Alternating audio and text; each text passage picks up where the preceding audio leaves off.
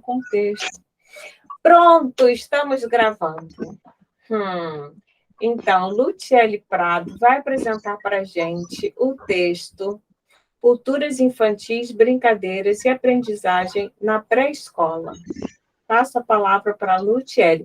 Antes eu estava elogiando que o PowerPoint dela estava muito lindo.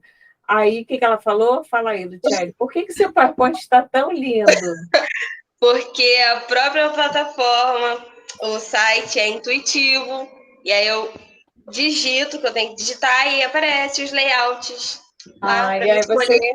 Aí eu falei que isso acontece porque você é inteligente. Aqui a gente não é inteligente só para uma coisa, né? A gente pode ser inteligente para uma coisa, burra para outra, normal, né? Então, por exemplo, eu para essas coisas sou burríssima. E eu estou falando que a inteligência tem a ver com coragem, entendeu? A burrice é medo. A pessoa burra na internet é uma pessoa que vê uma coisa e fala: ai, socorro, socorro. Aí não tenta nada, entendeu? Inteligência é fuçar. A mesma coisa vocês precisam ter na hora de ler o texto, né? Inteligência é isso. Quer dizer, eu vou tentando, eu não entendo as coisas no primeiro momento que eu leio, não, tá? Muito bonita a apresentação, então vamos a ela. Então você vai apresentando e eu vou comentando alguma coisa, tá bom? Tá, eu só não sei como é que eu vou enxergar, que tá bem... Ah, não, dá para dar um zoom aqui. Dá para dar um zoom.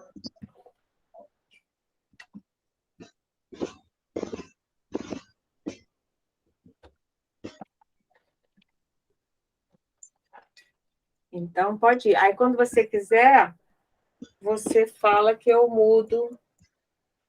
Então, o título do artigo é Culturas Infantis, Brincadeiras e Aprendizagem Escrita na Pré-Escola. É um artigo e ele foi subsequente de uma...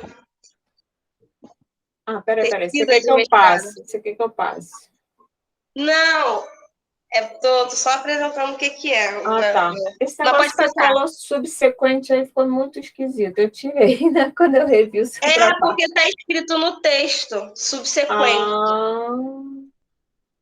Entendi. Mas aí, nesse contexto, ficou esquisito. Às vezes, o subsequente no texto podia fazer sentido, mas aí não fez muito. Mas, então, eu mudei o que você falou, eu falei que o texto traz os resultados de uma pesquisa de mestrado.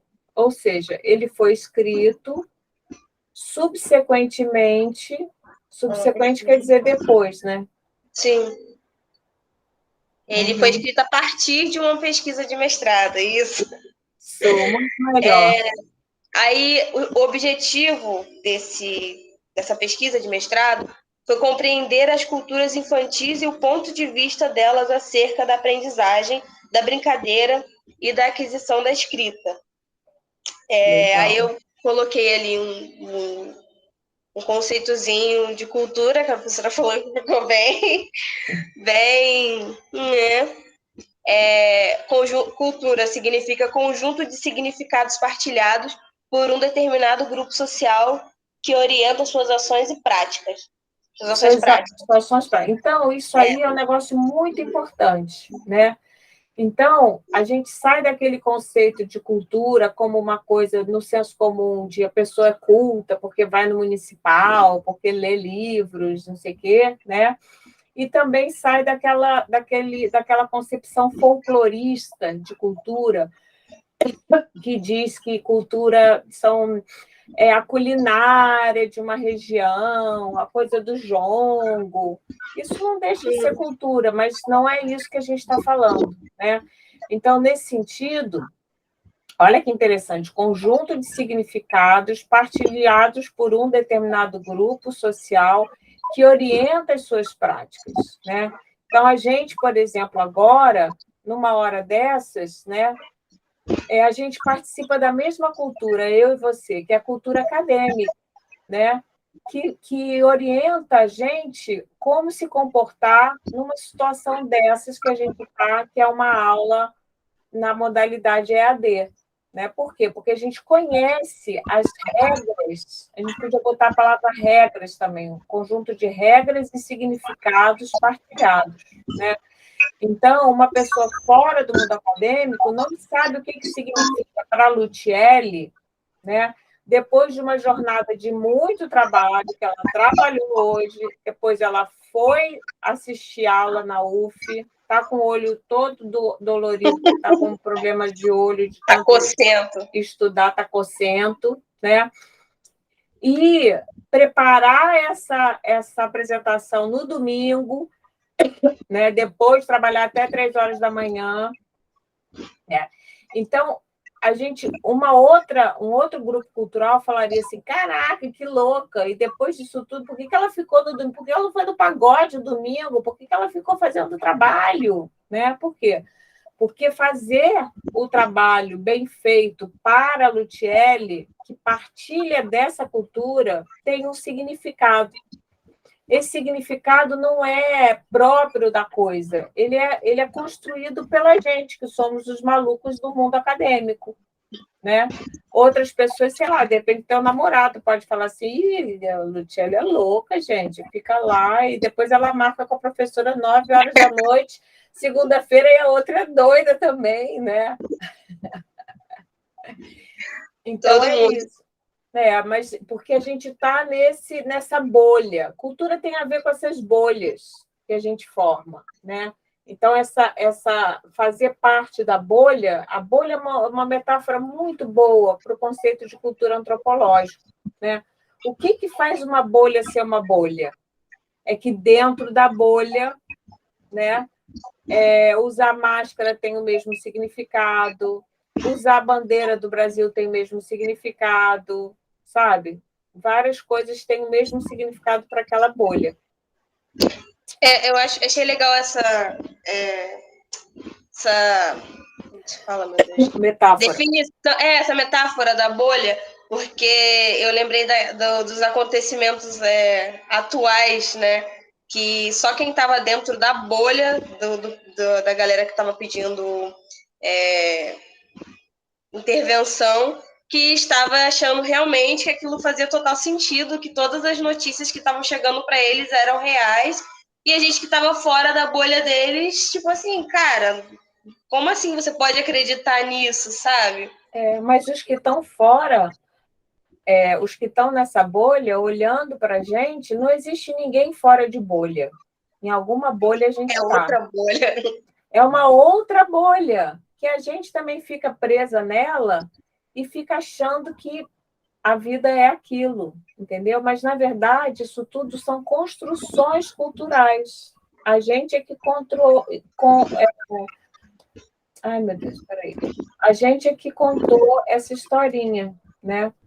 Deixa eu ligar aqui o WhatsApp, está entrando mensagem.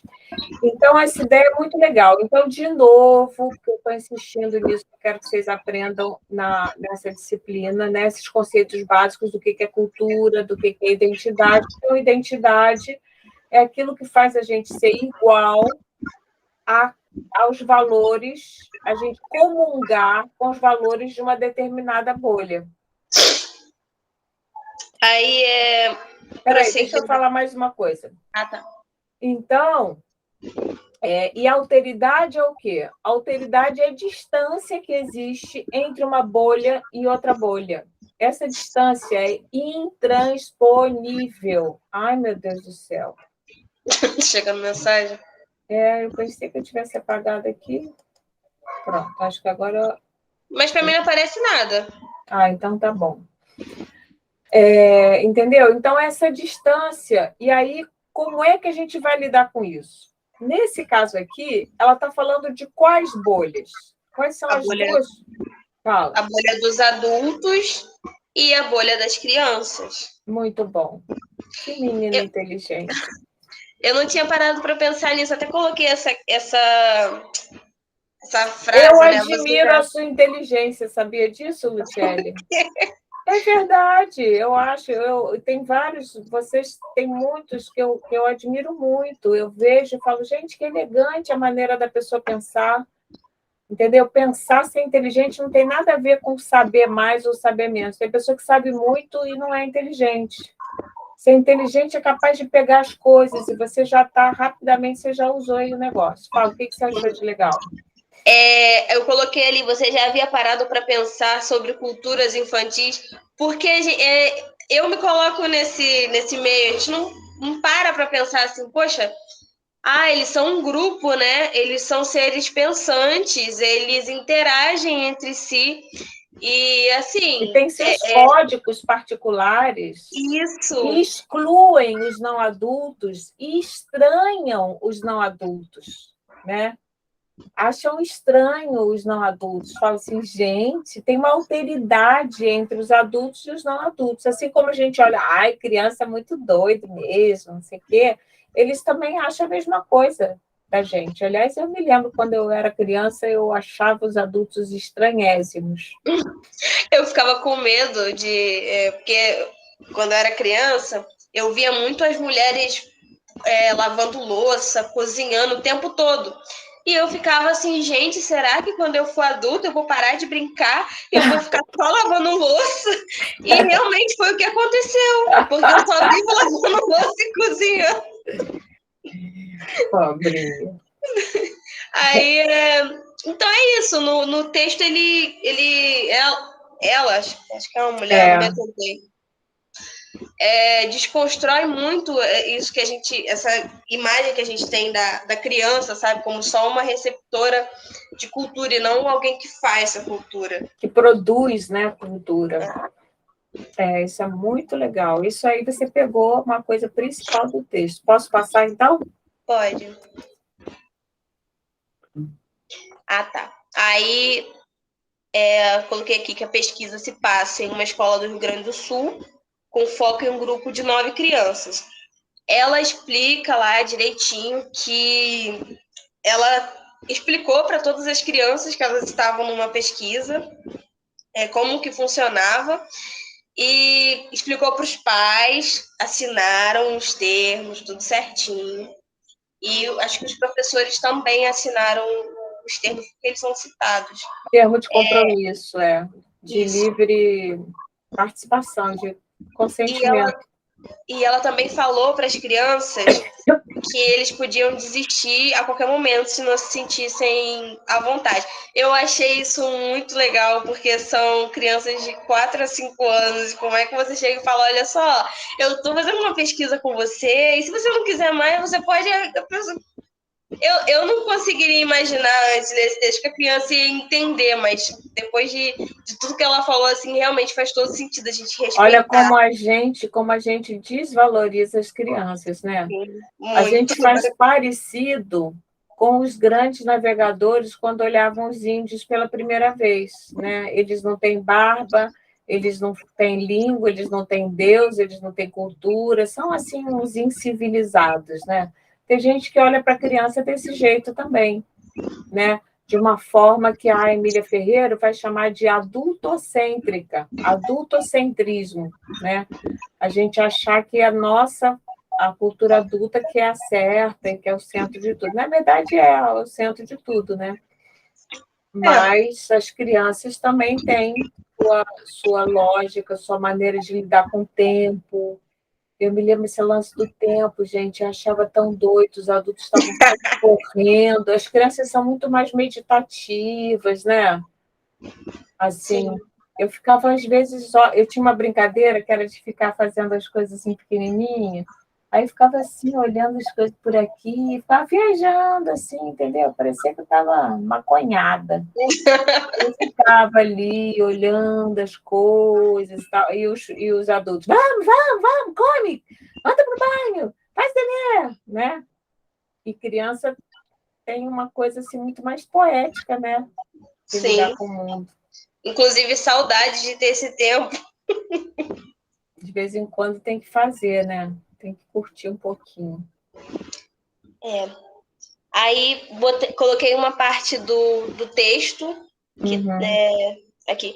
No trabalho de campo foi verificado que, de modo criativo, as meninas e os meninos produziram versões específicas de significado para o que aprendiam, muitas vezes divergentes dos significados que os adultos atribuíam para as aprendizagens delas. Muito oportuno esse trecho que você recortou. Muito bem. Olha, no trabalho da Emília Ferreiro, ela fala muito disso também, em relação à aprendizagem da escrita. Engraçado que eu não me lembro da autora ter citado a Emília Ferreiro, mas eu Eu acho acho que ela, que não. acho que não, mas ela deveria ter tido a humildade de citar, porque essa ideia é um bocado do trabalho da Emília Ferreiro. Porque o que a Emília Ferreiro descobriu? Por exemplo, ela fez uma pesquisa pedindo para as crianças fazerem, escreverem, que ela chamou de escrita espontânea, né? Então, em vez de dizer assim, escreve casa, que era uma palavra que elas tinham aprendido na escola, ela falava assim, escreve o coelho entrou na toca. Aí a criança ficava assim, criança de 3 anos, sabe? Assim, cara, eu não sei escrever o coelho entrou na toca. Ou criança de 6 anos, sei lá. Aí eu sei escrever toca, porque a tia ensinou, né? Aí a Emília Ferreiro queria mostrar como é que era o pensamento das crianças sobre as palavras, sem que elas soubessem as palavras de memória, né? E assim, a partir disso, ela começou a descobrir que as crianças tinham hipóteses sobre o sistema alfabético e tal, um trabalho muito legal. E, mais do que isso, ela descobriu que enquanto as crianças, por exemplo, a professora ensinava para as crianças a família do Sá, é um exemplo que ela dá, né? Sá, Sé, Si, Sol, Su. Tinha uma que acompanhava que, enquanto a professora estava ensinando isso, ela copiava Sá, Sé, Si, Sol, Su, Sá, Sé, Si, Sol, Su, mas ela não entendia nada. O que ela estava pensando era outra coisa. Ela estava pensando como que palavras iguais, coisas diferentes, tinham que ser escritas de forma diferente, entendeu? Era o que ela estava pensando ali no caso. E a professora adulta não estava nem prestando atenção no que ela estava pensando, ou seja, nos significados atribuídos às coisas que são ensinadas, né?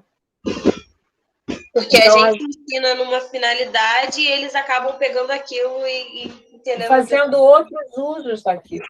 Você sabe que uma coisa interessante acontece quando a gente vira professor? Você nunca deu aula, né? Ainda. É sua primeira aula? Essa é a sua primeira aula? Ah, não diria aula, né? Não é para criança, não. Ué, mas é uma aula para adulto, mais difícil até. É, seminário, né? Não é aula, não são 4 horas com um monte de criança na sala. Só vou saber quando chegar no estágio mesmo. Mas então, quando a gente dá aula, acontece um negócio engraçado. Às vezes, comigo acontece isso, né? Tem várias coisas que eu fico insistindo, que eu faço insisto muito, né, em algum conceito, por exemplo, conceito de cultura na antropologia, por exemplo, né? E aí pode acontecer, isso acontece com muita frequência, um aluno fazer o curso inteirinho e o que foi mais importante dele aprender na minha disciplina não foi isso, mas foi, por exemplo, a maneira de eu dar aula, sabe? A maneira como. Aí eu penso, gente, sério? Foi isso que você aprendeu, né?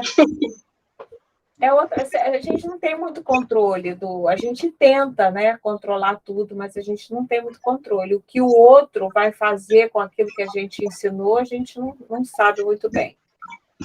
Muito bem. E aí? As crianças são agentes, elas constroem suas próprias culturas e interações. Este estudo quebra a ideia de que as crianças são apenas receptoras de cultura. É aquilo que a gente estava falando. Nossa, Deus do céu. Espera só um minutinho que eu vou fechar aqui essa janela. Tá.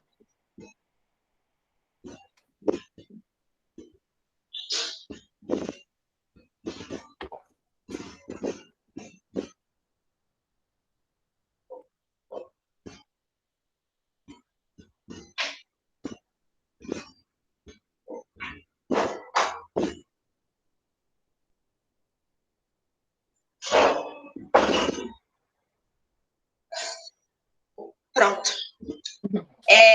Essa parte aí é aquilo que a gente estava falando, né? dos adultos, né? Eu espero não ser mais assim, de pensar que as crianças são só receptoras, que elas estão ali só para aprender a cultura dos adultos e não para formar a própria cultura dela e compartilhar o conhecimento que ela tem com os próprios adultos. Nesse estudo, Como é que é o a nome dela? pesquisadora é Kleines e Maria Carmen. Não sei São se duas, Kleines né? é mulher ou se é homem. Mas, enfim.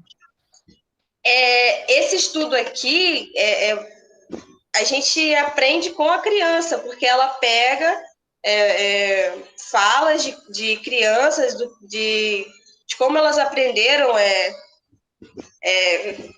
de que caminho está levando a... Oh, Deus do céu, deu uma bugada aqui. É o percurso dela, né? Sobre aprender a escrever o nome, sabe? Uhum.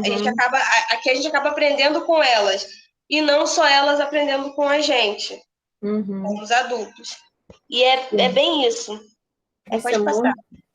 Isso é muito importante para a formação de vocês. Isso também, a gente falou disso na aula passada, em relação ao... Não sei se você chegou a assistir o vídeo, não deve ter assistido, na semana passada, sobre a música na escola. E aí foi um trabalho super interessante, aí depois isso vai ficar no vídeo, quem quiser ver o vídeo anterior, que vale a pena, que o pesquisador foi na escola e os adultos falavam assim, não, aqui não tem música, porque não tem aula de música, não tem música. Ele fez questão de estudar duas escolas que não tinham aula de música. E o que ele descobriu? Que os adultos tinham uma cegueira musical, como ele disse. Eles não eram capazes de enxergar a música que as crianças faziam, entendeu? Nos intervalos, assoviando, batucando na mesa, com o lápis, enfim, elas tiravam música, cantavam música, trocavam música nos seus celulares, entendeu? Viam no YouTube, estavam ligados na música, né? Mas os adultos pensavam, se eu não ensinei, né, se não é assim uma aula de música, então não tem música, mas tinha música na escola também.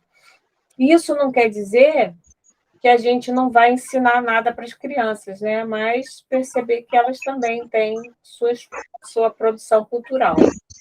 Uma troca, né? Uhum. Aí o texto ele tem cinco eixos, 5 sessões. Uhum. As interlocuções teóricas, o percurso metodológico, a sessão Aprender para Brincar. Quando tu aprender a virar estrelinha, tu vai ser da equipe, que é a fala de uma criança. Aprender para relacionar-se, mas tu sabe escrever o nome de todos os colegas, que também é uma frase de outra criança. E considerações finais. Uhum. Então, isso aí também fica a dica para quem não apresentou seminário ainda, é uma boa maneira de estruturar a sua apresentação, né? Você foi bem esperta nessa decisão aí. Eu também achei tranquilo, porque, na verdade, o texto está bem estruturado, né? Uhum. Acho que é por ser vir de uma tese de mestrado, né? Deve E ser por isso. nada. Nossa, tem gente que escreve cada tese incompreensível. Eu E não tem li muitas artigos, teses. não, e tem artigo também, vocês devem ler alguns, nem todos são muito claros, né? Escrever não é fácil, não, é difícil. Você está escrevendo muito bem. Estou tentando. Tá, sim, tá, sim. Aí a parte de interlocuções teóricas. Aí eu destaquei aqui: a pedagogia e sociologia da infância reconhecem que as crianças estão em constante interação com seus pares e com os adultos, modificando e produzindo cultura todos os dias, que é aquilo que a gente já até falou, que eles trocam com os pares deles, que são as próprias crianças, e trocam com os adultos também. Aprendem Uhum. Isso é legal da gente pensar que, por exemplo, existem culturas infantis, né? Uma coisa que acho que a gente já passou por isso, né? É que ela fala em culturas infantis no plural. Por quê? Porque crianças, eu tenho um artigo até que foi publicado num livro organizado pela Luciana Requião e pela Silmara, com trabalhos dos colegas do Departamento de Educação no IEA. E a minha contribuição foi um trabalho sobre o lúdico. E aí eu pego umas coisas que eu fiz de pesquisas, né, em outro lugar, e uma pesquisa que eu fiz, até essa que eu comentei há pouco tempo, na favela, né, e aí falaram que a cultura infantil mudava muito. Eles começaram a conversar, os adolescentes com os quais eu estava trabalhando, e eles repararam que, mesmo na favela, existem várias culturas infantis. Existe, por exemplo, as crianças que se socializam na igreja, que são filhos de pais evangélicos e tudo, elas têm uma infância, têm uma cultura infantil completamente diferente das crianças que se socializam, sei lá, com pais que são do samba. Entende? Tem com práticas diferentes, né? Brincadeiras diferentes, códigos diferentes, regras diferentes, né? Horários diferentes. Então, isso é muito interessante. Criança que mora em casa, criança que mora em prédio, né? Nesse grupo eram vários adolescentes e nem todos moravam na comunidade. E aí, falando das brincadeiras na comunidade, né? Um garoto que não morava na comunidade, morava num prédio popular, ele falou assim: ai, estou me sentindo triste, porque acho que eu não tive infância, ele falou, né? Eu falei, por que você está falando que não teve infância? Ah, porque esse negócio de soltar pipa, nunca fiz nada disso, não podia sair na rua, brincar de bolinha de gude, não fiz nada disso, brincar de atiradeira, não fiz nada disso. Eu falei, ué, alguma coisa você fazia, o que você fazia aí? Ah, a gente brincava de ir na casa de um e de outro para jogar videogame, brincava de. Olha uma brincadeira, brincava de apertar a campainha da vizinha chata e sair correndo pelas escadas, sabe? Aprontar dentro do prédio. Então, assim, são outras brincadeiras, é uma outra cultura, né? Mas não deixa de ser uma cultura fabricada por eles. Aí, Pavão, você complica a minha vida, porque, poxa, cultura dentro de cultura, bolha dentro de bolha, e mas tem um monte de bolha dentro de bolha, porque o errado é a gente pensar as crianças. Não existe as crianças, entendeu? Pensa numa criança. Bom, para começar, pensa em crianças de épocas diferentes. Você acha muita que diferença. muita diferença? Pensa em criança isso, criança pobre e criança rica. Criança que mora na Japuíba, criança que mora em Jacuecanga. A brincadeira não é diferente? Bastante. Então, olha quanta diversidade existe, né?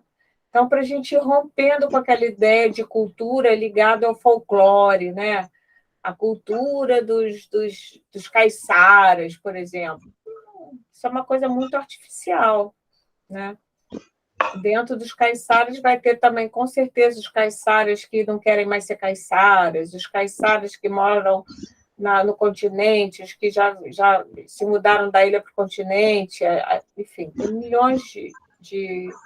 E sempre assim aos pares, né? Continente, não continente, criança, adulto. A alteridade sempre se faz aos pares, claro, né? O que mais? Tá, segundo aqui. A pedagogia e sociologia da infância orientam que as práticas educativas assegurem a participação da criança nos espaços e contextos educacionais. Isso aí é a resposta, pode ser a resposta da pergunta. Yeah. Né? Só que eu não consegui visualizar muito bem como que você vai colocar ela assim fazê-la participar Olha, da prática? por exemplo, uma coisa que ninguém faz, mas deveria fazer. Trabalho com pedagogia dos projetos. Já ouviu falar em pedagogia dos projetos? É uma coisa que já teve muito de moda, ainda está bastante de moda. Então, ao invés de você dar um conteúdo, por exemplo, de matemática, a escola toda faz um projeto, por exemplo, Olimpíadas 2022. Aí o professor de matemática vai fazer um projeto a partir desse tema, Olimpíadas 2022, e vai trabalhar os conteúdos da matemática a partir desse projeto, entendeu? Uhum. O de música também, o de inglês, o de língua portuguesa, o de matemática, o de história. Dá para fazer tudo isso com a Copa do Mundo, né? O que aí, na pedagogia dos projetos, eles dizem assim, que o projeto, então, é uma coisa, muito legal, né? Você pensar numa escola toda integrada em torno da Copa do Mundo. O professor de geografia mostrando onde é que é o Catar, o professor de história mostrando o que foi a Revolução no Catar, a colonização do Catar, né? Professor de língua portuguesa vendo, sei lá, analisando o hino do Catar, por exemplo, sabe, comparando o hino do Catar com o hino nacional, aí trabalha o hino. Enfim, tem milhões de coisas que você pode fazer. Isso é muito legal, tudo isso é muito bacana. Mas qual é o problema? Normalmente, se você for ler, agora não me lembro o autor, que fala sobre pedagogia de projetos, ele vai dizer que os projetos devem ser construídos com as crianças e não para as crianças, entendeu? Então, normalmente, as crianças não participam da escolha do projeto. Não fala assim, esse ano vamos trabalhar o quê? Entendeu? A escola impõe, apesar desse tema parecer bem legal, né, que eu estou propondo aqui, mas normalmente as crianças não são escutadas, entendeu? Sim. Então, por exemplo, eu tive uma experiência com um menino que eu alfabetizei, dei aula particular para um menino que tinha morado na França. Os pais dele foram fazer um doutorado na França. E aí, o que aconteceu? O menino era brasileiro, família de brasileiros, e tinha voltado para o Brasil e não sabia escrever em português. Ele sabia falar em português. Não, um problema, né? Aí ele foi entrar para a escola, já estava na idade escolar, mas ele não sabia escrever em português. E aí me contrataram para dar aula para ele. E ele odiava português, porque ele tinha odiado vir para o Brasil. Quer parar um pouquinho? Não, é porque o Paulo desligou o ventilador aqui, eu já tá o calor do caramba, mas já ligou de novo. Aí e ele estava muito puto da vida de ter voltado para o Brasil, porque ele já tinha os amigos dele lá, ele tinha sido criado na França, ele tinha passado os primeiros anos da vida dele lá. E aí acabou o projeto do pai, o pai veio para o Brasil e ele achou ficou bem traumatizado, entendeu? Ele não queria aprender português, ficou todo irritado e tal. Aí eu fui dar aula para ele. E aí ele super, assim, não se interessava em nada e tal. Comecei a trabalhar com alfabeto móvel, aí também não estava dando muito certo. Aí um dia, com o alfabeto móvel, eu comecei a brincar com as letras, né, com aqueles cubozinhos de madeira, e ele falou assim, a gente tinha escrito sei lá que palavra, aí ele falou, eu estava com palavras bem fáceis, assim, né, para ele começar a pegar, e aí, dentro da minha perspectiva adultocêntrica, eu pensei, vou das palavras mais fáceis às mais difíceis, né, mais ou menos, se bem que eu já estava aberta para outra coisa. Aí ele falou assim, bem moleque, né? Falou assim, eu vou escrever meleca. Ele falando assim para me provocar, sabe? Aí eu falei para ele, escreve, pode escrever. Aí ele falou, posso escrever meleca? Aí eu falei, pode escrever meleca, pronto. Aí ele começou a escrever meleca, bunda, Sério, cara? sabe, tudo assim que era bobagem, ele escrevia. Aí ele começou a adorar as aulas. E aí, quando eu ia, ele ficava super contente. Ai, André, vem, e tal. Aí a mãe falava assim, eu não sei o que está acontecendo, mas ele está empolgadíssimo, está querendo escrever tudo. Aí depois eu contei para ela, e eles eram muito formais, assim, sabe? Aí não podia falar essas coisas, né? Eles escreviam um monte de bobagem, assim. Então, é um pouco isso, a gente ter essa abertura, né? Uma coisa, por exemplo, que me chama a atenção nessas coisas, assim, tipo, parece que está sendo legal, mas eu acho que não é. Cantiga de roda. Gente, isso faz parte da cultura de qual criança atual? A minha, né? Dessa criança Atual. grande aqui. Atual. Você já vê criança brincando de roda? Não, só TikTok agora. Pois é. Então não faz sentido fazer um projeto com roda, tá entendendo? A não ser que você queira ensinar para elas como era a infância antigamente, tal, que também tem seu valor.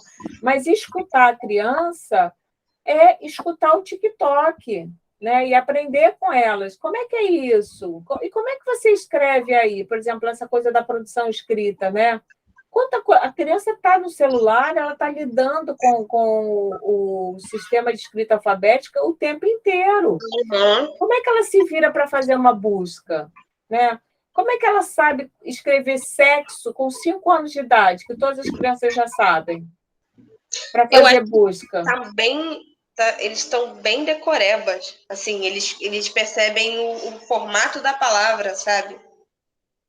Não sei se é decoreba, o fato é que eles se viram, né? E eles buscam o que eles querem na Eu já internet. perguntei isso pro meu irmão. Meu irmão tem, acho que ele tá com 6 anos. E ele conseguia mexer tranquilamente no celular, mas ele não era alfabetizado. Aí uma vez eu perguntei para ele, como você sabe? Ele, porque essa palavra aqui é desse tamanho assim, ó. Aí eu sei. Mas Eu ele sabia ler a palavra? Aham. Aham. Estava se A palavra, alfabetizando. pelo tamanho da palavra. Ele já Não sabia é só o reconhecer. tamanho, tinha uma opção de É, outras coisas ali, outras propriedades da palavra, né?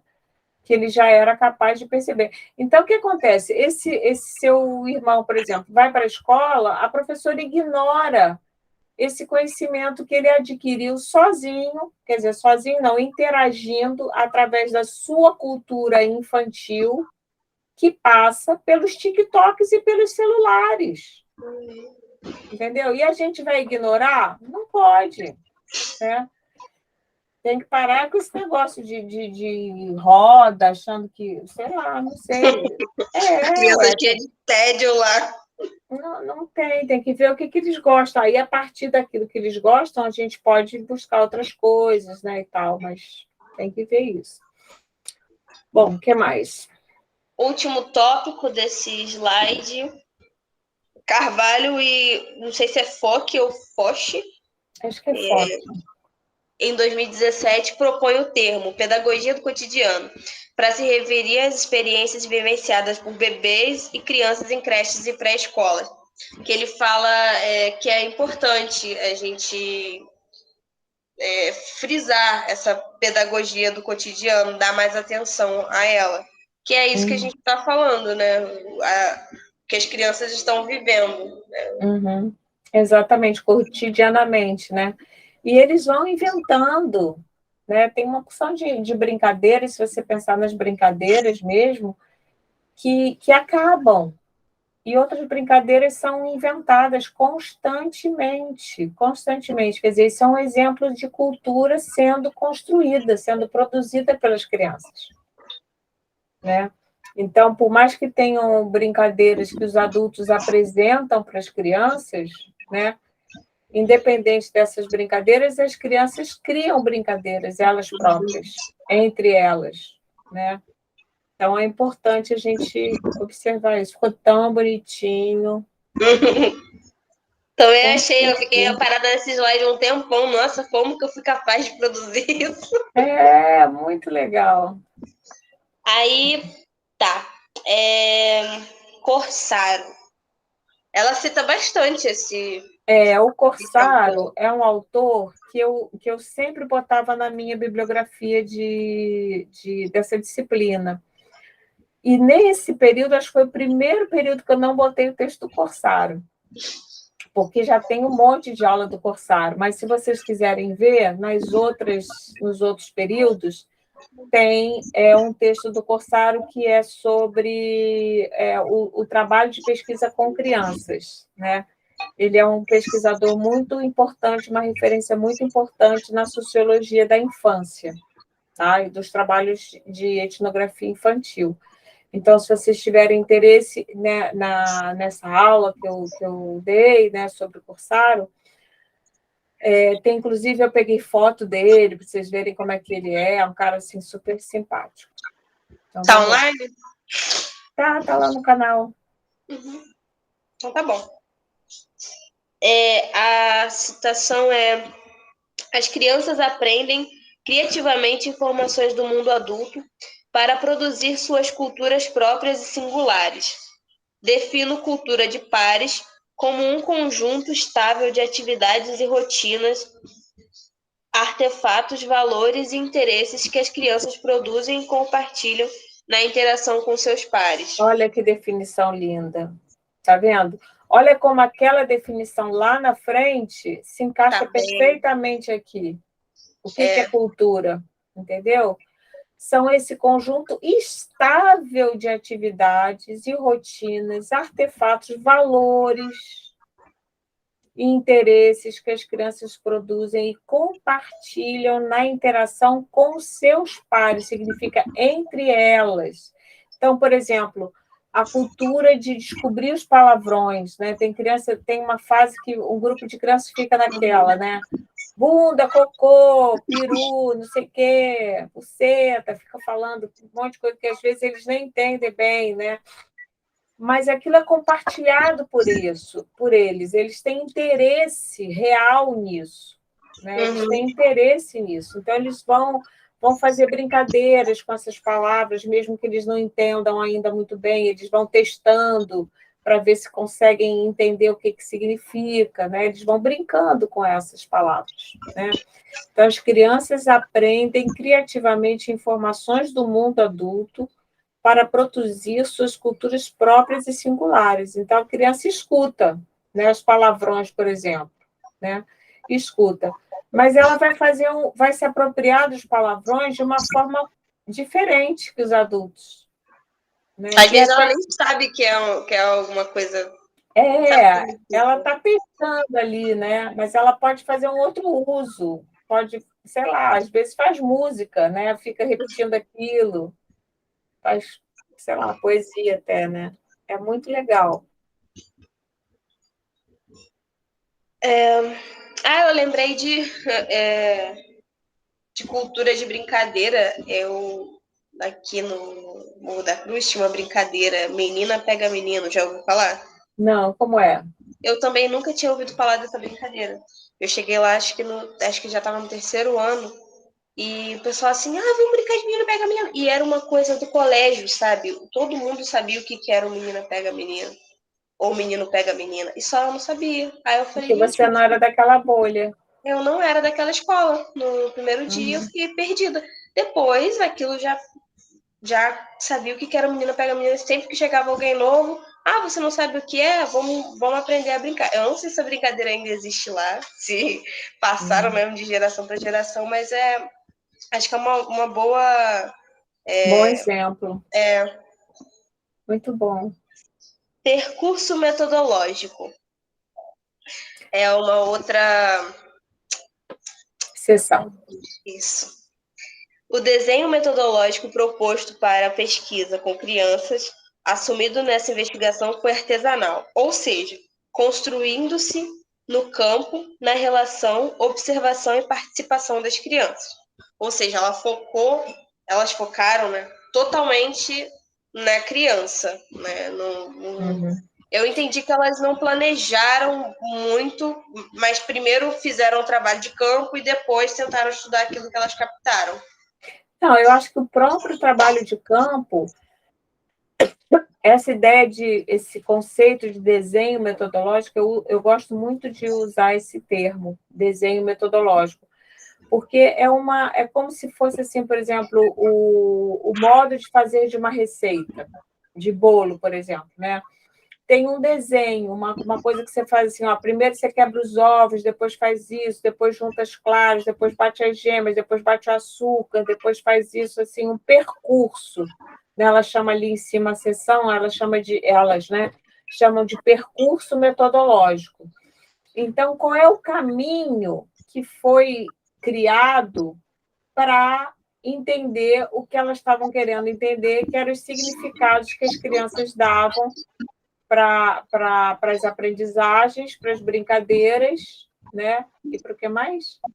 Para aprendizagens, e para a escrita, né? Então, como é que elas tinham uma pergunta? O que as crianças acham de aprender? Como é que elas valorizam aprender? Qual o significado que elas dão para aprender? Qual o significado que elas dão para a escrita, né? Do seu nome próprio, no caso, né? Qual o significado que elas dão para a aprendizagem em si? Aí você chega no campo assim, vê as crianças, como é que você vai descobrir isso? Então, elas foram construindo artesanalmente com as próprias crianças, as crianças dando dicas, né? Então, de repente, sei lá, você pensou, vou fazer entrevista, mas aí, de repente, juntou um bando de crianças juntas que falou coisas interessantes, elas falaram, isso aqui, em vez de fazer entrevista, vou fazer grupo focal, né? Para você fazer uma entrevista coletiva, né? No caso delas, elas só fizeram a observação mesmo, né? Uhum. Mas elas escutaram também, né? As crianças, assim, na observação, né? Não fizeram entrevista direto. Tanto é que elas pegam as falas das crianças, né? Sim. Aí depois ela fala que foi respeitada a linguagem, representação e ponto de vista infantil para realizar a construção da pesquisa. Que foi isso também, né? Dela focar nas crianças. Optou-se por usar as iniciais de cada criança a fim de preservar o anonimato sem substituir seus nomes. A gente vai ver mais para frente, na parte que mostra as situações que aconteceram com as crianças, ela narra. Ela colocou as iniciais ao invés de colocar outros nomes fictícios, né, para proteger a identidade delas. Aí a próxima sessão é aprender para brincar. Quando tu aprender a virar estrelinha, tu vai ser da equipe. Isso é uma coisa interessante já, né? Porque a gente, no Rio de Janeiro, a gente não fala o tu, né? É do sul, né? Não, a gente fala o tu. Fala. Tem alguns grupos sociais que falam, né? Mas lá é bem mais... E tem ti também. Quando tu aprender a virar. Então, ela manteve, né? Manteve isso que também faz parte da cultura local.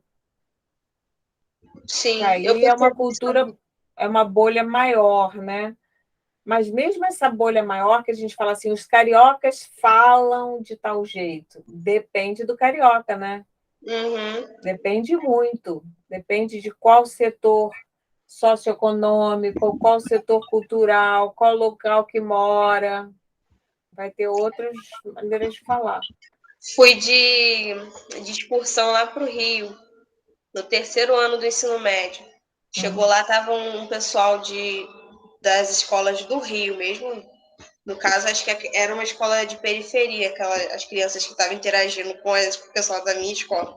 Aí as meninas assim, nossa, vocês são de onde? Aí a gente é de Angra. Aí eles, onde fica isso? São Paulo, o sotaque de vocês é diferente. A gente, caramba.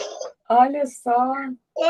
E eu não sabia onde era Angra também. Aí a gente, cara, não, a gente é Olha daqui aí. do Rio também. Olha a alteridade, né? Esse encontro é uma situação de alteridade, né? Crianças de uma escola do Rio de Janeiro, de periferia do Rio de Janeiro, mas do Rio de Janeiro, e crianças de Angra. Olha o estranhamento que se produziu, né? Porque são duas bolhas diferentes. Isso aí. Apesar de fazer parte de uma grande bolha, doideira. Que é isso, a geografia, o pessoal entende, normalmente pensa cultura, assim, cultura regional, cultura da Bahia. Aí faz esse recorte assim geográfico, mas não funciona, entendeu? Dentro da Bahia tem um monte de outras bolhas, né? Você pega tudo e joga num saco só, como se fosse a mesma coisa. Aqui. Foi observado na pesquisa que, para os professores, em cada brincadeira havia um desenvolvimento com foco para uma aprendizagem formal pré-estabelecida. Ou seja, os professores, querem ditar, nesse caso, né, o que as crianças vão brincar, a fim de ensinar alguma coisa a eles. Mexer com massinha vai melhorar sua coordenação motora. Brincar de passanel vai te ensinar a esperar, coisa que provavelmente o pessoal bolsonarista não. Não brincaram de passanel, né? Não sabem Não brincar passar. nem de queimado, de Não futebol na sabem prateleira. passar a bola. Não passa a bola. Enfim, aí, eu acho que é útil, porque pelo menos as crianças aprendem coisas que vão levar para a vida, né? E não vão passar vergonha. Aí, para os docentes, as crianças brincam para aprender e as crianças dizem o contrário, que elas aprendem para brincar, que é o caso Que a gente vai desse ver. relato que ela vai contar. Uhum. Então, o grande foco é esse, né? Que ela entendeu, a relação da brincadeira com a aprendizagem para os professores. A brincadeira é uma desculpa para Um ensinar alguma instrumento. coisa, é um instrumento que, aliás, normalmente, gente, isso é uma coisa muito feia que fazem com as crianças, eu acho, né? Tipo assim, vamos brincar de bolinha de gude. Aí as crianças vão todas felizes, aí daqui a pouco começa. Então, uma bolinha mais uma bolinha são. Porra, não era para brincar de bolinha de gude? Caramba, tinha que pagar um pedágio, tem que aprender alguma coisa, né? E aí a gente vai tentar entender aqui como é que é o contrário, né? Aprende para brincar. Quer ler? Vamos fazer o seguinte: eu sou o B, você é o O. Tá, vai. Eu vou ser da sereia mágica. Não, tu não pode. Posso sim, por que não? Porque tu não sabe fazer estrelinha. Aí o B afasta-se e vai brincar de balanço, perguntando para O se era necessário saber virar estrelinha para brincar. Aí o O, sim, porque se tu tiver dando uma estrelinha, ninguém chega perto para te dar um golpe. Observamos que algumas crianças começam a se afastar e uma delas foi A. Percebemos a tristonha e perguntamos se ela não queria mais brincar. Quer ser A A? Ladybug não vai virar estrelinha e ela luta. É Ladybug. Como é que é? É Ladybug. Eu nem sei quem é Ladybug. Eu acho que é uma menina Joaninha. Eu acho que ela é Joaninha. Sim. É Joaninha? Mas é o Joaninha. quê? É de que isso? É um desenho. Ela é muito legal o desenho. Caraca, eu estou muito desatualizada, viu? É uma menina que se Olha veste só, de isso é Joaninha. uma coisa. A pessoa vai dar aula para criança, ela tem que ver os programas das crianças. Não pode a pessoa querer alfabetizar uma criança sem saber o que é Ladybug. Está entendendo? Imagina. Não dá, não pode. Tem que ficar sabendo. Eu tenho uma amiga que é professora em educação infantil, ela sabe tudo das crianças. Ela assiste. Ela assiste, ela tem que fazer, claro, porque ela é uma boa professora. Tá. Aí o O está atrás de nós e ouve a conversa. Aí o O fala: ela vira sim. Sempre quando ela tá lutando, ela vira. A abaixa a cabeça, tristonha. O se solidariza com a colega e tenta lhe conceder um abraço, mas a recusa, cruzando os braços. O O: não fica triste, quando tu aprender a virar estrelinha. Cortou pra mim. Eu cortei sem querer. Tu vai ser da equipe. Você vai ser da equipe. Então, resumindo aí, o que aconteceu aí? O que aconteceu é que ela queria brincar com os meninos lá, com o pessoal, só que ela não sabia fazer estrelinha. E aí eles falaram que um pré-requisito para aquela brincadeira era saber virar estrelinha. E aí só quando ela aprendesse que ela ia poder Ou seja, participar. era a condição para brincar, né? Então, uma brincadeira que precisa, por exemplo, se você vai brincar sei lá, de bolinha de sabão, de fazer bola de competição de bola, estou pensando nas coisas da minha infância, competição de bola de chiclete, né? E se a pessoa não sabe fazer uma bola, como é que ela vai brincar de competição de bola de chiclete? Sofrer na competição de arroto. Ai, eu não sei arrotar até hoje. Também não. Não? Pensei que fosse só eu. Os homens fazem com tanta facilidade, porque na cultura da infância dos meninos, se o Paulo quiser participar, ele pode falar para a gente. Hein, Paulo, que está por aí? Tá dando uma rota aqui, ó. Deixa eu falar com ele, chama ele aí. Opa! Ei, Paulo. Opa, É tudo verdade, bem? tudo bom? É verdade que os meninos aprendem isso, faz parte da cultura dos meninos arrotar? Tudo que é repugnante para a sociedade, os homens aprendem facinho. Arrotar, pisar, tirar a meleca. Olha só, viu? Que interessante. E é uma cultura masculina, né? Uma cultura dos meninos. E o menino que não aprende a fazer essas coisas, ele é mal visto, não é? Sim. Nossa, não arrotar, cara. O cara não souber arrotar, ele é mal visto. É mal visto. As meninas é até elegante não saber arrotar, né? Mas eu acho ruim não saber arrotar. Ah, eu também. Tem hora que dá vontade, dá vontade de dar uns arrotos e não sai. Não, porque é bom para a saúde, né? Você soltar, né? Eu faço assim, ó. tem que vir de dentro. Olha só. Não, menino sabe arrotar. Menino sabe arrotar em qualquer momento. Faz parte da cultura masculina arrotar. Ué. Isso aí, muito bem. Vamos pro próximo slide. Licença. Tchau, prazer, obrigada pela sua participação. Vamos lá, esse é o CIMA. Tá, eu vou ser o que fala mais, porque o outro você falou muito. C, pronto. Tá. Aí o segundo episódio... mas é um texto, eu acho, não tem fala não aqui. É? Que não, droga. Tá. O segundo episódio envolveu um menino que desejava integrar-se em uma brincadeira com duas meninas. MA e N estavam brincando com uma boneca do tipo bebê. O C observou atentamente as meninas tirando a roupa da boneca, a fralda, recolocando a fralda e a roupa. Depois de algum tempo, observando, ele pediu às meninas se elas poderiam ensiná-la a trocar a boneca. MA respondeu que não, pois apenas meninas sabem brincar de boneca. E N reforçou o argumento da colega, dizendo que só meninas cuidam de um bebê.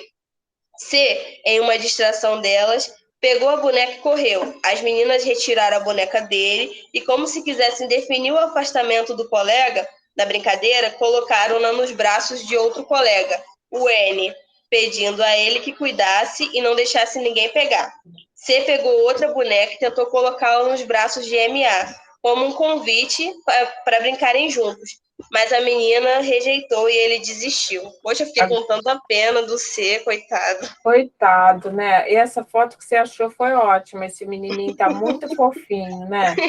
Agora você vê como as meninas também são cruéis, né? Porque tem a bolha da cultura masculina e da cultura feminina.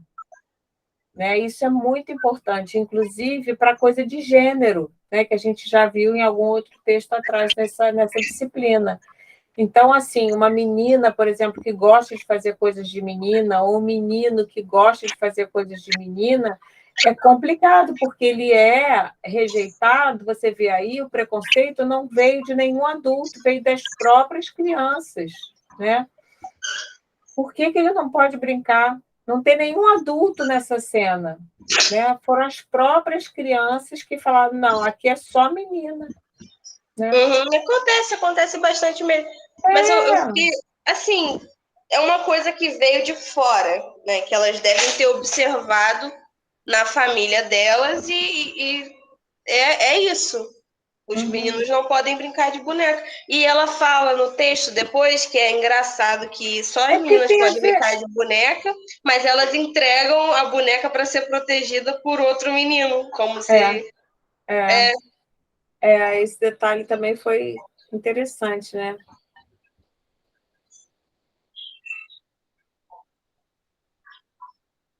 É isso mesmo, o Y era um outro menino, essa parte... Era um outro menino. É estranho, né? Elas entregam porque ela fala depois no texto que existe essa cultura de mulher trocar fralda, cuidar da criança e tal, e o menino não poder chegar perto, mas na hora de proteger a criança, tem que ser um homem que é mais forte, entendeu? Que doideira. Olha como é que a gente reproduz a cultura machista, né? Sim, e as próprias meninas. Eu fiquei lendo isso e meninas, pelo amor de Deus, o que vocês estão fazendo? Deixa o menino brincar de boneca, porque depois ele vai querendo para as crianças. Depois vai ser pai e não sabe fazer nada. Pois é. Aí depois essas mesmas meninas vão virar adultas e vão reclamar, né? Não. É vingança. Aí, tá. O slide anterior mostra um trecho de como funciona a interação entre as crianças e nos mostra que, do ponto de vista infantil, há aprendizagens que são vistas como requisitos para poderem brincar. Foi o que a gente comentou no texto da estrelinha.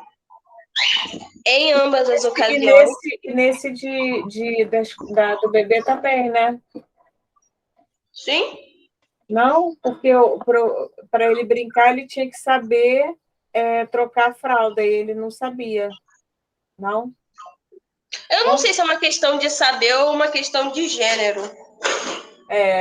Mas eu acho que elas quiseram trazer esse exemplo porque a tese delas é que a criança precisa aprender para poder brincar, né? Vamos voltar aqui para ver. Está copiando... deixa... não, peraí. Merda! Não dá para voltar para trás? Vai ter que começar tudo de novo?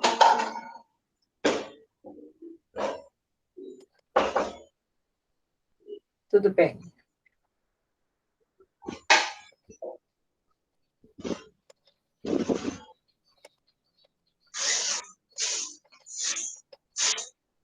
Aqui, a sereia. As meninas... Você observou as meninas tirando a roupa da boneca, a fralda, e pediu para brincar. Respondeu que não, pois só as meninas sabem brincar de boneca. Entendeu? Tinha uma coisa que ele não sabia. Sim. Né? A questão do gênero é só mais a cerejinha do bolo. É a cerejinha do bolo. Mas é a cerejinha do bolo mesmo, né? Quer dizer, acho que você falou muito bem. A coisa principal continua achando que é a coisa de gênero, né? Que elas não exploram muito nesse texto. Porque não é o tema que elas estão abordando, né? Exatamente, Luciele. Porque não é o tema dela. Se outra pesquisadora que estivesse pesquisando sobre a diferença de gênero, a reprodução das desigualdades de gênero na escola, ela já ia pegar esse mesmo exemplo e explorar ele de outra forma. Isso também é uma coisa interessante para a gente entender metodologia de pesquisa, né? Muito bem. Em ambas ocasiões, podemos perceber como as crianças atuam na construção da cultura em que estão inseridas, que é aquela coisa de reprodução, de ver os adultos agindo de uma forma e reproduzir eles mesmos, excluírem e reproduzirem aquela cultura, mesmo sem ter a maldade, sabe? A criança participa da produção cultural através dos constrangimentos a que estão sujeita como integrante do meio social. Que, assim, a menina falando para o menino que ele não vai brincar de boneca porque ele não sabe, vai reproduzir a cultura e ele não vai querer brincar de boneca, e aí ele vai achar que isso não é função para ele. Assim como a outra menina que não sabe virar estrelinha. Vai achar que só pode arrotar. Aí quando o casal vai se estranhar com um monte de coisa. E a menina que vira estrelinha, ela vai achar que aquilo não é para ela, porque ela foi... Quando a gente bate com a cara na porta, sabe? A gente é excluído de algum lugar, a gente tem essa tendência a não voltar mais ali, né? E é o que pode acontecer com essa menina, por exemplo, da estrelinha. De não desenvolver esse tipo de brincadeira. Eu acho que ela fala que... Eu acho que é esse ser mesmo que fica pulando de lugar, fica pulando de altura. Ele é super radical. É um menino. Eu acho que é esse ser que as crianças, para acompanhar ele, tinham que ser radicais também. Pular de lugares assim, de 1 metro de altura, sabe? Aí eu acho que é esse ser mesmo. O próximo tópico. A demonstrava querer aprender a virar estrelinha, ou seja, brincar. C não desejava brincar de bonecas para aprender a trocar a fralda de seus possíveis filhos. Ele nem pensava nisso, provavelmente, né? Ele intencionava aprender a trocar fraldas para brincar de boneca, já que, como nos diz MA, só as meninas sabem. Exatamente. Então, para poder brincar daquilo, tinha que saber. Agora eu vou ser quem? Você, MA? MA quer o diário de campo da pesquisadora, que está com K e tenta negociar com o colega. Então, o diário de campo é o caderninho que a pesquisadora leva para o campo para anotar essas coisas todas, né? Tu escreve uma coisa e me dá, tá? Não. Tu escreve uma coisa e me dá, tá, Cá? Cá não entrega. E ela busca outra estratégia. Deixa eu escrever teu nome para te ver. Saiu o Ti. Vai. O 2. MA está copiando as letras do cartaz de aniversariante. ME se aproxima da colega e as duas começam a conversar. ME. Quer que eu te ensine a escrever? Não, eu já sei. Mas tu sabe escrever o nome de todos os colegas? Não sei o da B. Eu sei o da B e o de todo mundo. Ela levanta as sobrancelhas como uma provocação à colega por saber mais. MA fica muito irritada, suspira profundamente e mostra-lhe a língua.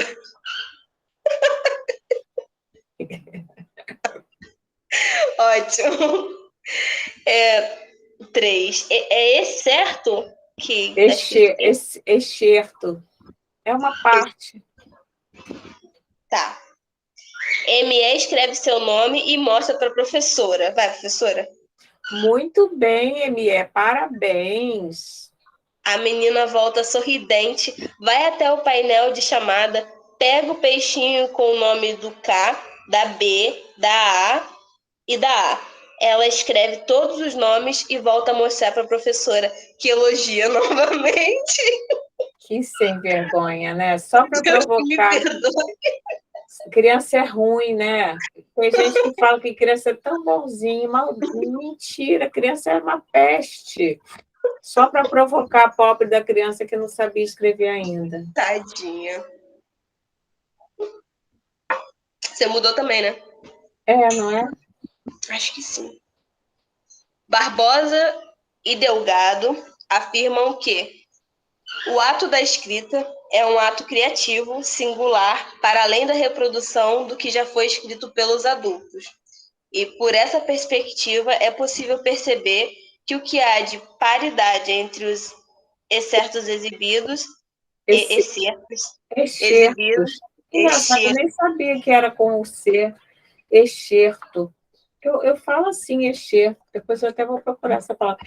Excerto é um trecho. um trecho do caderno? É um trecho de qualquer coisa. Deixa eu ver aqui, peraí. Vamos procurar no Google. A mãe dos burros, pai do burro. Pai dos burros era o dicionário, né? O Aurélio. Agora, a mãe dos burros é o Google, que é muito mais amiguinho do que é trecho, extrato, fragmento. Olha, se eu fosse escrever essa palavra, eu não escreveria com C, eu escreveria só com X, porque é estranho, né? O som ficar excerto. Agora, como é que a gente faz para ouvir o som? Não tem? Como se pronuncia? Vamos ver se eu tenho Só aqui. se você colocasse no Google Tradutor, não? Peraí. Ah, como se pronuncia? Vamos ver. Ah. Excerto. Excerto. Ah. Gente, sempre pensei que fosse excerto. Falava errado a vida inteira. Ainda bem que eu não uso muito essa palavra, então tudo bem. Bom, onde é que eu parei? Paridade entre os excertos exibidos. É que aprender a escrever o seu nome ou o nome dos colegas foi ressignificado pelas crianças. Usou-se como forma de barganha e de receber elogios. Ou seja, ela fez outro uso ela estava aprendendo, ela queria aprender para sacanear a amiguinha, né? Para criar uma relação de poder, para dizer, eu sei e você não sabe. Relação de poder é isso, né? Quando um sabe e o outro não sabe. Quando um tem e o outro não tem. Quando existe diferença, existe relação de poder. E a outra para pegar o caderno de campo da outra Da colega. pesquisadora, né? Uhum. Considerações finais. Por meio dessas interpretações, propõe-se que... Nossa, botei que 2 vezes. As culturas infantis estão intimamente conectadas às aprendizagens, posto que é a partir delas que as crianças constroem sentidos para o que aprendem e que essa conexão pode trazer anúncios de outras possibilidades para as escolas infantis pensarem nas aprendizagens das crianças. A primeira delas diz respeito à construção de espaços escolares comprometidos com as culturas infantis conectadas às aprendizagens. Isso aí também pode colocar lá na respostinha. Muito bem. O estudo aponta também a possibilidade de que, a partir da escuta das crianças, seja possível reconfigurar alguns discursos que são construídos sobre a relação entre brincadeiras e aprendizagens na pré-escola. Muito bem. Aqui, bibliografia, texto disponível, tá. Então, esse texto que eu escrevi, você sabe que eu fiquei com vontade de compartilhar também, porque ele é muito legalzinho. Ele fala sobre essa coisa do lúdico, né? Que também eu critico justamente essa história de que a aprendizagem tem que ser lúdica, sabe? Porque, na verdade, é uma mentira. Porque são jogos que são todos com a finalidade de ensinar alguma coisa. Então, ele deixa de ser jogo, porque o jogo ele é livre, né? É brincadeira por si só. Então, aqui tem essa relação interessante. Agora, eu queria estar muito bem apresentado o trabalho. A gente vai pegar agora Peraí, deixa eu pegar aqui. A pergunta da semana.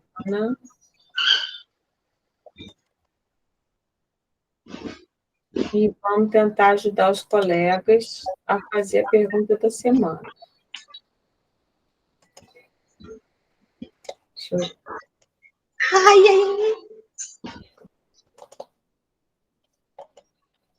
O que foi? O que você tem aí? Tem uma galinha subindo em mim. Gente! Ele tá há um tempão picando meu pé, tadinho. Dá oi, vai lá. Dá oi. Quem é ele? O nome dele é Jimmy, em homenagem ao Jimmy Page. Só que a gente só chama ele de Fio Fio. Ai, a outra é a Jenny Joplin. Gente, Jimmy Page e Janis Tá. Joplin. Ai, meu Deus, calma. Adorei. Adoro os dois, Jimmy Page e Janis Joplin. Pega eles aqui. Adoro a barriguinha do Jimmy Page. O Jimmy Page tá voando. Oi? O Jimmy Page tá voando pela cozinha. Ai, muito bom. Essa cultura do rock and roll, né, que vocês têm. Não, amor, pelo amor de Deus, eles vão voar e vão derrubar meu celular. Ai, Jimmy Page e Janis Joplin. Ela é nervosa, tá? E os dois cantam bonito, é? Não, eles só ficam gritando mesmo. Então, vamos lá, olha só. A questão da semana é: a partir de uma sólida fundamentação teórica sobre o conceito antropológico de cultura, Kremer e Barbosa cunham a ideia de culturas infantis, assim, no plural. Já falamos por que é no plural, já demos vários exemplos, né? Elas também chamam atenção para o fato da relação entre o brincar e o aprender ter significados distintos para adultos e para crianças, né? Nós também falamos. Desta por quê? Porque para os adultos, qual é a relação entre brincar e aprender?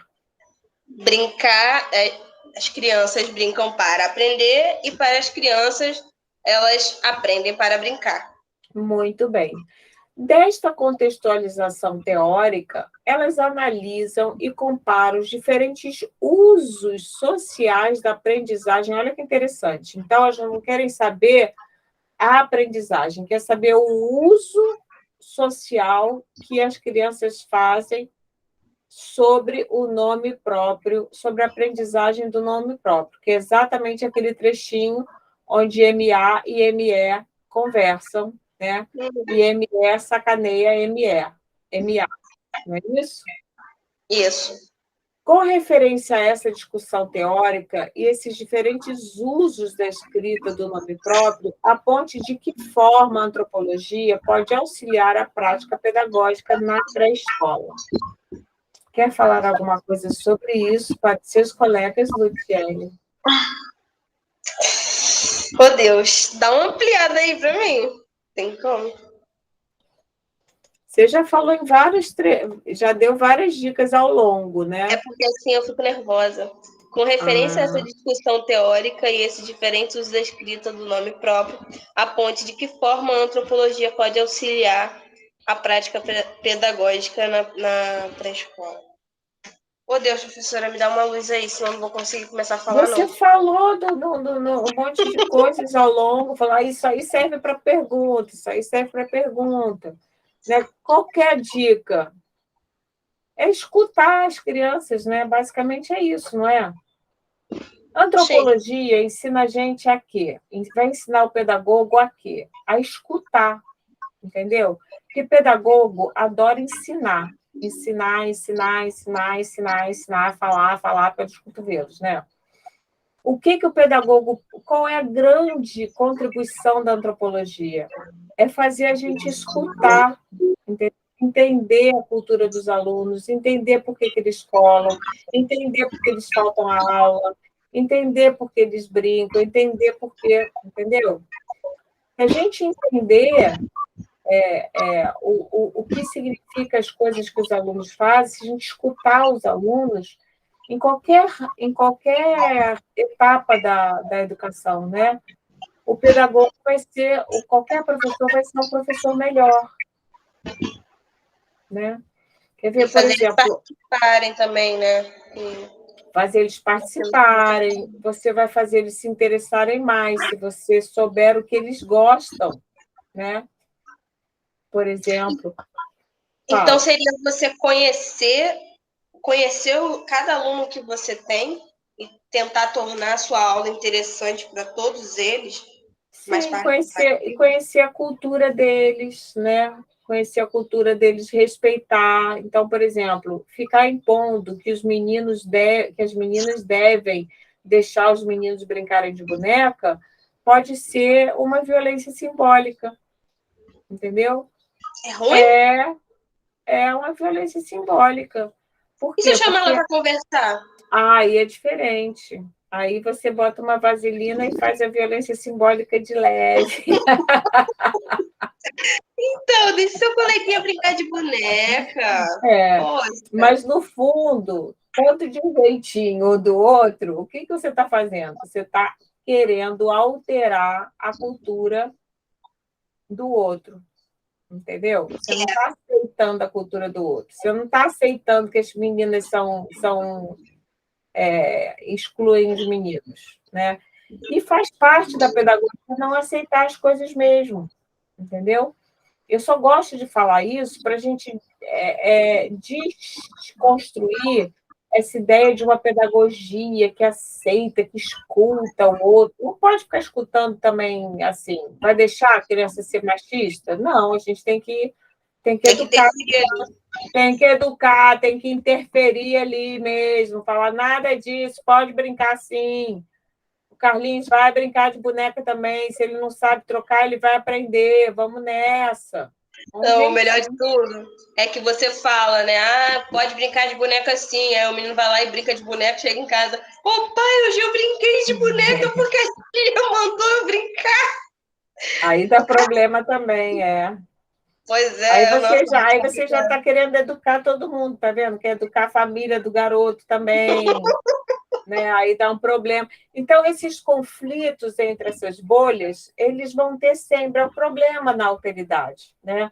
Vai ter mãe, vai ter família que não vai, como você bem trouxe esse caso, que não vai gostar que seu filho brinque de boneca, que seja estimulado a brincar de boneca na escola. Vão dizer, daqui a pouco, que estão dando uma madeira de piroca para a criança, vão dizer que estão incutindo a ideologia de gênero, né? Sei lá o que vão dizer. Mas, na verdade, é isso mesmo que a gente está fazendo, né? Está querendo, não é? Está querendo desconstruir essa cultura machista. Então, o tempo inteiro tem uma disputa, né? E quem é mais forte ganha, né? Quem impõe. Então, assim, o Estado e a escola é um aparelho ideológico do Estado. Então, a escola tem uma força muito grande. Tanto é que os programas de saúde pública, vários programas, quando você quer influenciar uma sociedade sobre alguma coisa, por exemplo, a campanha da dengue, onde é que eles se concentram muito? Nas escolas, porque eles sabem que fazendo a cabeça das crianças, as crianças acabam fazendo a cabeça dos pais também, entendeu? Sim. Por isso que a gente diz que a escola é um aparelho ideológico do Estado, ele está a serviço do Estado, né? Então, por incrível que pareça, nesse aspecto, o Bolsonaro ele estava de acordo com Marx. Porque o Marx achava, ele era tão radical com isso, que ele era contra as escolas, que nem o Bolsonaro. Que isso, gente? Marx. Mas aí, no caso dele, não é naquela situação de que a escola forma pessoas iguais? Sim, mas sempre. Aí, só que ele queriam outros iguais, a escola vai sempre fazer isso, vai formar iguais, né? Só que o Marx queria que as crianças aprendessem com os pais trabalhadores, para eles continuarem sendo trabalhadores. Ah, tá, entendi. Aí você deixa de impor de um lado para você impor do outro. Exatamente. Não tem jeito. A escola vai estar sempre impondo alguma coisa, né? E quem não está satisfeito são os perdedores, né? A escola, por exemplo, antigamente tinha aula de religião, aí deixou de ter. Os pais que apreciam a aula de religião ficaram contrariados. Não dá para agradar gregos e troianos. Não tem condição. A escola vai sempre desagradar alguém. Então, por exemplo, quando meus filhos eram pequenos, né, iam na escola, e iam na escola particular, porque não passaram para a escola pública que eu queria, né?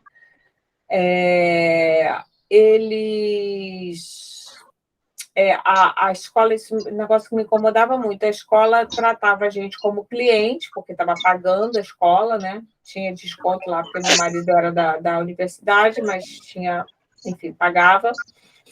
E tinha cheio de dedos, entendeu? Não, estamos agradando. Eles queriam agradar o cliente, que eram os pais. Escola particular é assim. Escola particular é assim. E eu falava para eles: olha, gente, relaxa aí, sabe? A escola não vai agradar todo mundo o tempo inteiro. Não tem como, né? Eu não fico ofendida, não, sabe? Então, isso é complicado mesmo. Então, eu acho que a antropologia ajuda a gente a ser menos impositivo, porque, por exemplo, tem um filme que eu adoro, que está na playlist Cineclube Antropologia, tem várias dicas de filmes legais ali para pensar antropologia. E tem um filme que se chama, que eu vi recentemente com essa minha amiga, que é professora, a gente viu juntas para pensar sobre isso. E é um filme que se chama... Como é que chama o filme? Aquele que traz boas novas. Lazar, aquele que traz boas novas. Se você quiser, tem o link lá na playlist do canal. E aí é a história de um muçulmano, não sei de que região que ele era, não sei se era do Marrocos, da Argélia, ele era argelino. Ele era da Argélia, fugiu da Argélia para a França e acabou sendo professor substituto numa escola, só que ele não era professor de verdade, ele só estava querendo arranjar um trabalho para ele. E aí ele foi, falava francês, né? Na Argélia se fala francês, porque foi colônia francesa há muitos anos, e aí ele vai dar aula para as crianças. Tal. Aí ele tem um método completamente diferente, nada moderno e tal, e tem os conflitos, né? E tem uma situação que eu acho muito interessante, que tem umas crianças brincando num morro assim, de areia, num banco de areia, né? Uma duna? Oi? Tipo, uma duna? É uma dunazinha, dentro da escola mesmo, né? Tinha, assim, uma coisa de areia. E aí os meninos estavam brincando ali, mas eles chegavam no topo e os outros... Só podia um no topo, a brincadeira era essa. Só podia um no topo, só os meninos podiam brincar e valia toda porradaria era permitida, entre eles, né? Aí uma professora passa e fala assim: meninos, parem com isso, essa brincadeira é muito violenta, né? Aí eles param assim. E esse professor, ele fala assim, ela fala para ele: você estava deixando eles fazerem essa brincadeira violenta? Ele disse: é normal, eles estão exercitando a virilidade deles, masculina, entendeu? É verdade. Então, a pessoa que escuta as crianças, ela vai ter que aceitar coisas que para os adultos não seria tão aceitável, né? Tem um outro texto que eu trabalho também, já trabalhei em outro período, não sei se foi no período passado, acho que foi no retrasado, mas está numa dessas playlists também. É um texto muito bonito sobre duas pesquisadoras que fazem um trabalho sobre a questão da violência entre meninos e meninas. Crianças. Entre crianças. E aí elas percebem que a concepção de violência para os adultos era diferente da concepção de violência para as crianças. Aquilo que os adultos consideravam uma interação violenta, né, para as crianças era de boa, entendeu? Era normal dar umas porradinhas aqui, umas porradinhas lá. e tinha umas regras muito interessantes. Aí elas entrevistam as crianças. E aí, vocês brigam, mas todo mundo pode bater. Ah, bate mesmo. Aquela lá, ela bate mesmo na gente. A menina batia muito e tal. Mas e aí, tudo bem? Ah, fulana pode bater porque ela bate, mas ela deixa a gente bater também, então tá tudo bem. Mas a outra fulaninha, não, a gente não gosta. Por quê? Porque ela quer bater na gente, mas quando a gente bate nela, ela fica toda de mimimi. Vai falar com o pai dela. Então, você vê que ali é a cultura deles, né? É o acordo, os acordos e as regras que existem entre eles. Não é qualquer um que pode bater em qualquer um. E aí um dos meninos fala um negócio que eu acho lindo. Ele fala assim, ela pode bater porque ela é amiga. Olha que interessante. Amigo pode bater em amigo. Mas se um cara que não é amigo bate, aí é feio. Entendeu? Porque aí é briga de verdade. Depende da intenção.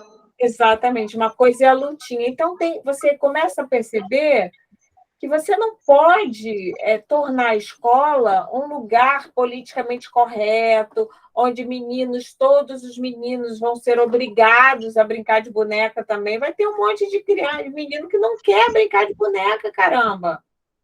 Tá entendendo? A gente vai criar uma sociedade onde todo mundo é obrigado a brincar de boneca agora, né? E onde as meninas vão ser obrigadas a interagir com os meninos sempre. Elas não podem ter uma brincadeira que exclui os meninos? Não Vou quero. jogar futebol.